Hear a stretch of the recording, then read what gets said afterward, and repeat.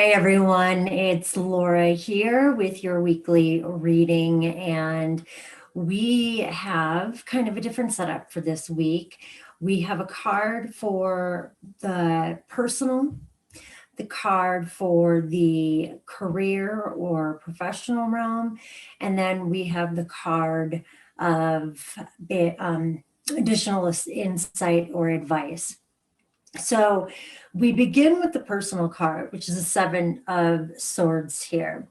And we're using the soul cards for this week just to mention that the gold foil is beautiful in person. Doesn't always translate so hot on camera, but the Seven of Swords for the collective on a personal level indicates that there could be, a little bit of betrayal, deception, kind of attempting to get away with something. And we want to make sure that in all of our interactions, in all that we do this week, we are making sure we are not kind of getting in this space of, I'm going to do whatever it takes. I'm going to, go after this like it's, my job, and, I don't care what I have to do in order to achieve whatever it is that I'm after. The problem with that is, the shadow side of that is that what we are after, what we seek to gain, may not be worth what it is that we actually lose. Be it our integrity, be it, the relationships with certain people that we inadvertently, or maybe not so inadvertently destroy because we are doing something that we know is manipulative or that we know is dishonest.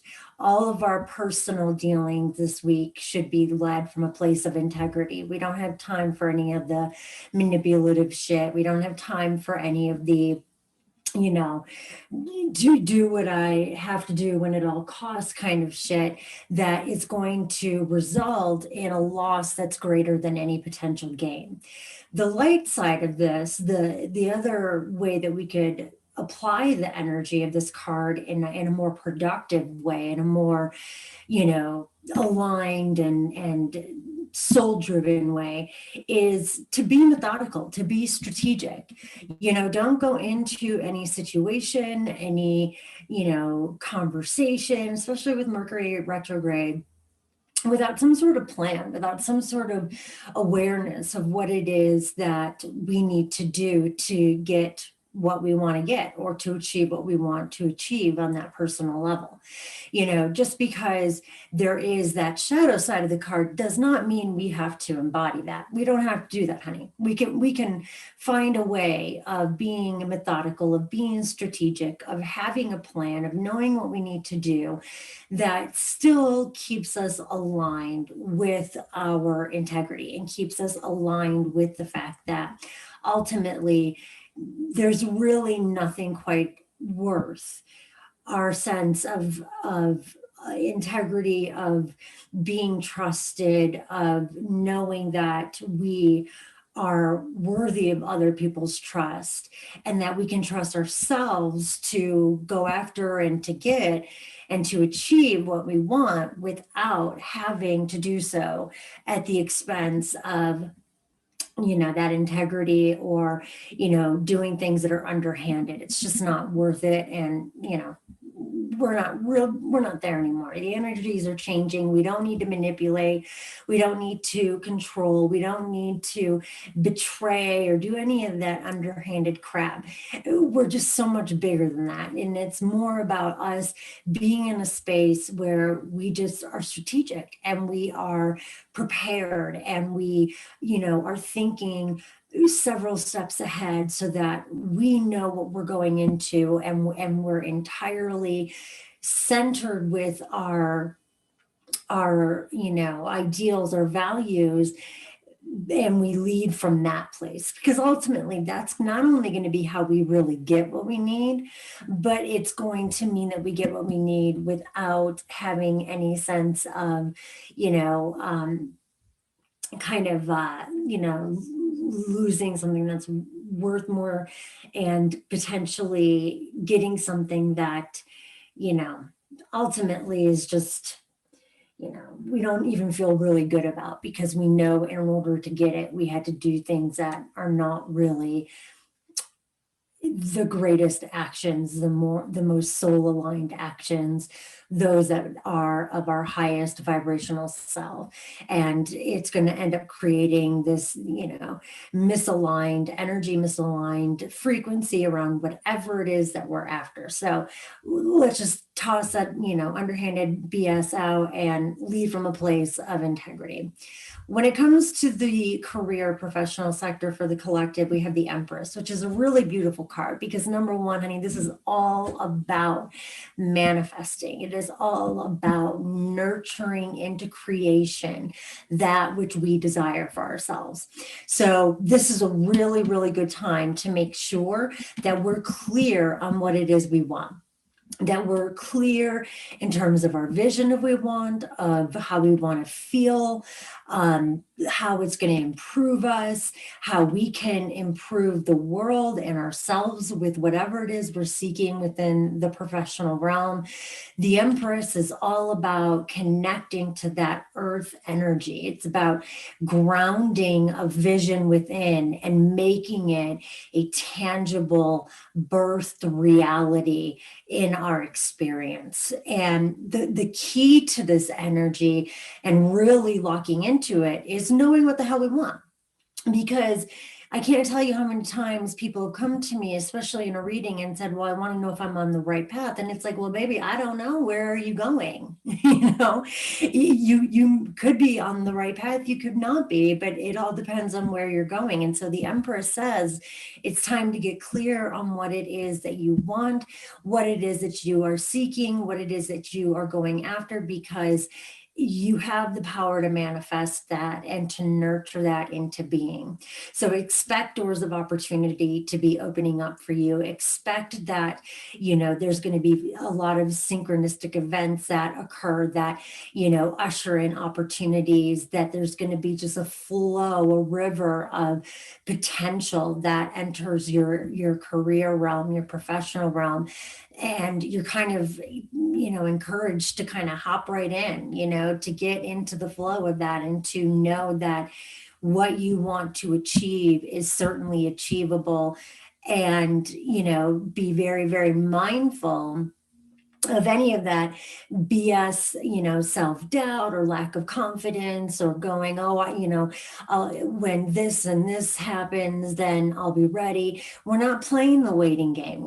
This isn't about, being passive in what's meant to be an active, expectation of success, of possibility, of advancement. So, really let go of any limiting beliefs or thoughts. If you find your mind going there, if you feel yourself going there, do what you have to pivot and to get out of it. And I really feel like that's where the Knight of Wands comes in. This additional insight that's saying, get up on your horse, do what makes you feel passionate, go after what, empowers you, that lights that fire, enlivens you, and makes you feel elated with, just possibility, passion, determination, and this sense of, I can absolutely accomplish what it is that I set out to. I can absolutely be in a space of just transforming in this very powerful way anything that I set my heart to, anything that I set my mind to, anything that I lend my passion to. And when we look at this with the Seven of Swords, we know we can do this, and we can work with this fire element of the Knight of Wands in a way that isn't destructive, where we don't burn ourselves or others, but rather we funnel that energy into our vision. we funnel that energy into what it is we desire to create within our world. We don't mess around and play around with, oh, I'm going to light this match and, just toss it into the grass. No, this is a very intentional working of fire where we are funneling it in such a way that we are creating this massive sense of flow, where we're creating momentum, where we are capitalizing or utilizing the energies and the opportunities that open up for us. And we're doing so in a way that is integral. We're doing so in a way that is aligned with our ideals, with our values, and, the kind of person that we want to be and that we want to be seen as. So it's a very, very intentional working and motivating movement of energy. It's also a very fast moving energy. We know that fire, it can burn really slow and it can burn very fast. I'm getting the impression that this is going to burn pretty fast, meaning that things are going to be going, at a rapid pace when we tap into our passion, when we tap into, whatever it is that just makes what we are bringing, to fruition, what we want to manifest, what we want to create for ourselves and achieve, and why we want to do it, what kind of feeling it evokes within us, and then funneling that into our action. But additionally, if we come into a space where we're playing the waiting game, or we're feeling like we're not quite ready, or that we've got to learn this or do that and then we'll be ready, the Knight of Wands is saying tap into your passion, get dialed into what empowers you, what makes you feel good, what makes you feel completely 100% like, the world is your oyster, and you can make of it what you choose, and go after and do it. Pivot any of that self-doubt by tapping in to the Knight of Wands, that confidence, that passion, that, very creative energy that is just, filled with fire, filled with momentum, and filled with possibility. Because anything you set out to do on a personal and professional level is lighted by the Knight of Wands in this energy.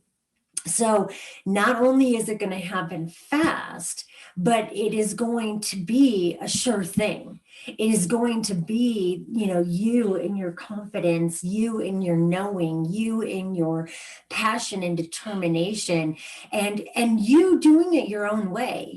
Just because you're moving with your values and your integrity doesn't mean you have to do it how other people have done it. The Knight of Wands doesn't follow a rule book. The Knight of Wands doesn't look to what their peers are doing, or doesn't, try to follow the roadmap of, whomever next to them. They go about it their own way. They put their own personal stank on it. And that is what makes it so incredibly fucking powerful. So don't let, any feelings like, well, I kind of have to make a compromise of my integrity, or any feelings of self-doubt, or capability and questioning our capability, get in the way of you harnessing your own unique approach. You can be yourself. You can have your own unique approach to how you go about anything on a personal or professional level. And that is going to be ultimately how you achieve the success, how you bring it into manifestation, how you achieve whatever you want to go after this week. But it's that uniqueness, it's that intentional working of fire, and it's being aligned with your values and what it is you really want in a way that allows you to work with this energy that doesn't burn you or potentially burn others around you. So I hope that this reading gives you ample insight into the week. I hope it resonates with you.